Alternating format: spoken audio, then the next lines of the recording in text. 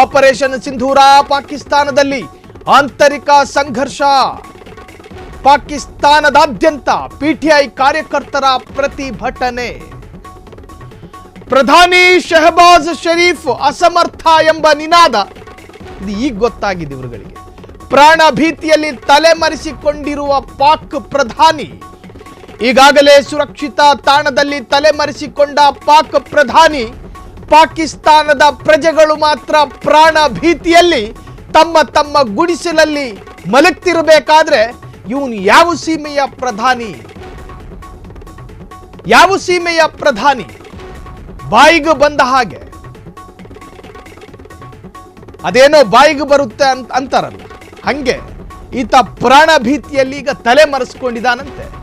ಈಗಾಗಲೇ ಸುರಕ್ಷಿತ ತಾಣದಲ್ಲಿ ತಲೆಮರೆಸಿಕೊಂಡ ಪಾಕ್ ಪ್ರಧಾನಿ ಮೊನ್ನೆ ಪಾರ್ಲಿಮೆಂಟಲ್ಲಿ, ಪಾಕಿಸ್ತಾನದ ಪಾರ್ಲಿಮೆಂಟಲ್ಲಿ ಇವತ್ತು ತಲೆಮರೆಸಿಕೊಂಡಿರ್ತಕ್ಕಂತಹ ಇದೇ ವ್ಯಕ್ತಿ ನಾವು ಭಾರತಕ್ಕೆ ಉತ್ತರ ಕೊಡೋದಕ್ಕೆ ಸಮರ್ಥ ಇದ್ದೀವಿ ಅಂತ ಹೇಳಿದ್ರು. ಆದರೆ ಉಟ್ಟು ಬಟ್ಟೆನ ಕೊಡುಕೊಂಡು ಈತನನ್ನ ಬಂಕರಿಗೆ ಶಿಫ್ಟ್ ಮಾಡಲಾಗಿದೆ.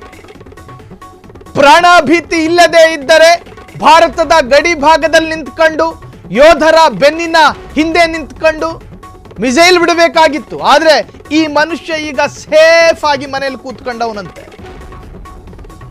ಆಪರೇಷನ್ ಸಿಂಧೂರ ಪಾಕಿಸ್ತಾನದಲ್ಲಿ ಆಂತರಿಕ ಸಂಘರ್ಷಗಳು ಶುರುವಾಗಿದೆ. ಆಂತರಿಕ ಸಂಘರ್ಷಗಳು ಶುರುವಾಗಿದೆ ಪಾಕಿಸ್ತಾನದಲ್ಲಿ. ಒಂದು ಕಡೆ ಆಸಿಫ್ ಮುನೀರ್ ಪದಚ್ಯುತಗೊಳ್ತಾನೆ ಎನ್ನುವಂಥ ನಿನ್ನೆಯಿಂದಲೇ ಹರಿದಾಡ್ತಾ ಇದ್ದಂತಹ ಮಾಹಿತಿ.